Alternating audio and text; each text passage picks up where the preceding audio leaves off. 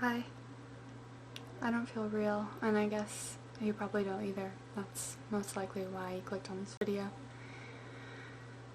I won't spend 20 minutes giving an introduction about who I am, personal details, anything like that. I'll just hop to my experience. Maybe give some insight to other people.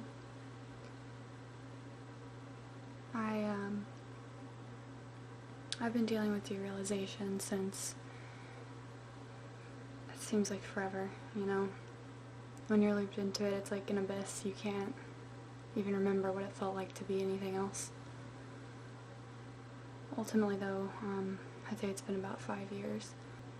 Primarily it started for me when I started realizing that my surroundings and myself both seemed foreign to me, and not just in a way that's obvious, but in subtle ways too. Like, I would be talking to my friends and look into their eyes and feel like there was nothing there, like they were cardboard cutouts in this play of my life that I could just pass by and not really feel any depth to.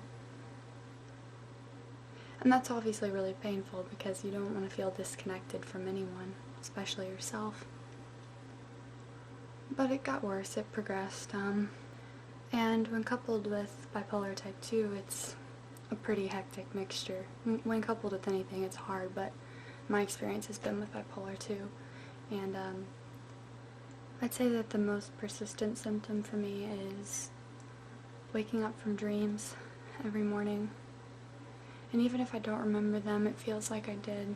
And it feels like I'm waking up and transcending that body, that real me. Because the thing is, my dreams are always things that happen in my waking life.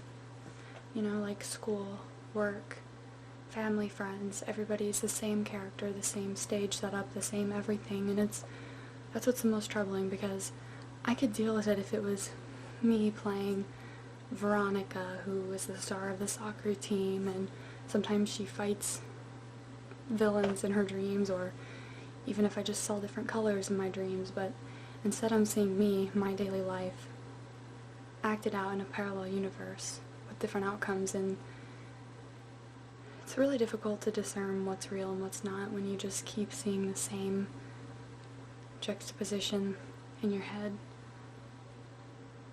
And you feel it in your heart too.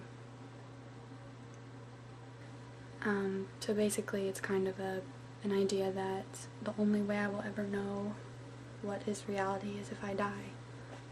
And obviously that's plagued me. I mean, that's a pretty heavy thought to keep obsessing over. So that's caused me a lot of troubles. Just to not know. You kind of start to lose interest in everything because if nothing's real, then what's the point? Why form relationships when you do that in your dreams? Why do anything? But it's also kind of a freeing thing, like, why not? You know, if this is some dream, who's to know? And why not try anything? But then that can also lead to trouble, because then it makes you reckless and impulsive, which bipolars already have a pretty large stigma of doing anyways, and that's me included. I used to talk to my family about it, but they really just didn't understand, and they would just say things like, "You're alive, duh," and like smack my arm, or like try to help me to see that I'm alive, and so I'm instantly cured, you know, like as if I haven't tried those things before. And I would talk to my friends about it, but they just didn't really get it either, and therapists, they're thrown for a loop for that kind of thing. So it's kind of been a process of me figuring it out on my own, or at least trying to, but obviously I'm not doing too great. So in addition to all of those daily things that kind of come along with DPD, DRD, whatever, I'd say another big thing is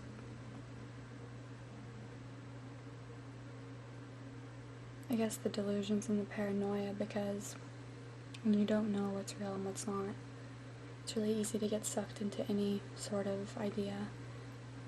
In terms of what I've tried for treatment, I'm currently medicated. I've been on many things, that completely didn't work or did the opposite of what they should have.